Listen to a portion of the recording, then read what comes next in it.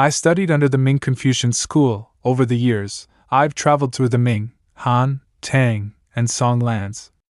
I've long heard of your great reputation, Taoist. I've always wanted to meet you in person. I wonder, have you ever heard of me? This poor Taoist is ignorant and ill-informed. I'm afraid I've never heard of your name, sir. I beg your pardon. What brings you here, Mr. Zhou? What a pity indeed, but I suppose it's only natural. I am but a humble Confucian scholar. It's understandable that the Taoist doesn't recognize me. However, a certain friend of mine might be considered a giant in the Jianghu. His name is widely known. He, too, would like to meet you. This person. Do you recognize him? Benefactor Qi. This humble monk's Dharma name is Qingjing, formerly the deputy abbot of Vermilion Bird Temple. To be frightened away by Master Zhou and monk Qingjing. This guy really is the embodiment of wrath. Looks like Xie Yan's final manifested incarnation has learned his lesson. He voluntarily removed the righteousness of the Confucian saint. After all, the first two incarnations were exposed precisely because of it. Unfortunately, this time he ran into Yan Ryu. My true self, if you don't chase him now, he really will vanish without a trace. Don't worry, he won't escape. Hey, wait for me. Taoist, where are you heading? You. Xie Yan? As fellow incarnations of Xie Yan, it's rare that we meet. Why not sit down and have a good chat? You even know that? The Northern Emperor compiles the law book. The iron barrier talisman connects the heavens. Trying to block me with a shield? Last time I couldn't cleave through Gongshu Ban's iron frame, but let's see if this iron shell of yours is as tough as that puppet.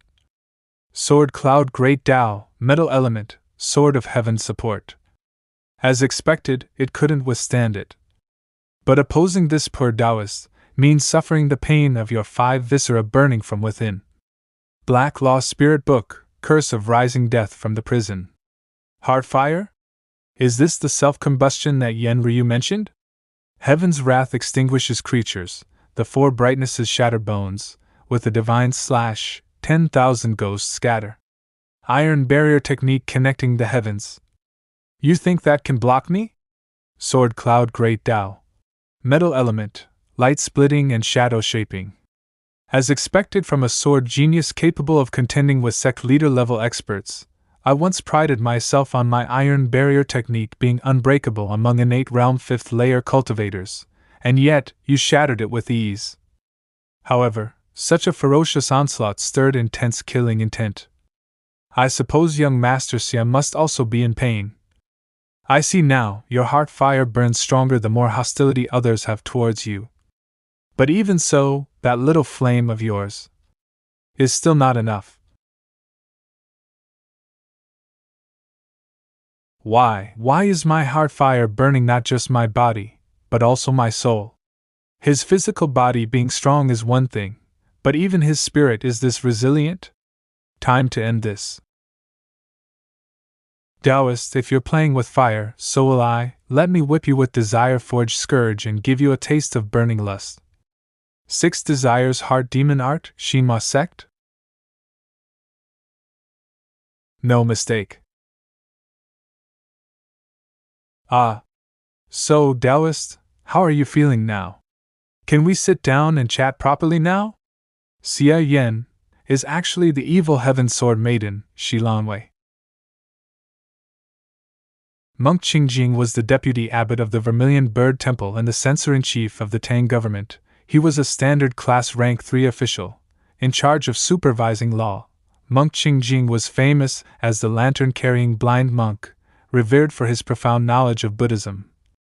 Monk Qingjing was one of the most prominent and influential figures of the Tang Empire. He was ultimately defeated and killed by Gong Sun Hao and several other innate experts. Monk Qingjing was blind and carried a lantern. His unassuming appearance and demeanor as an ordinary monk belied his immense power and status.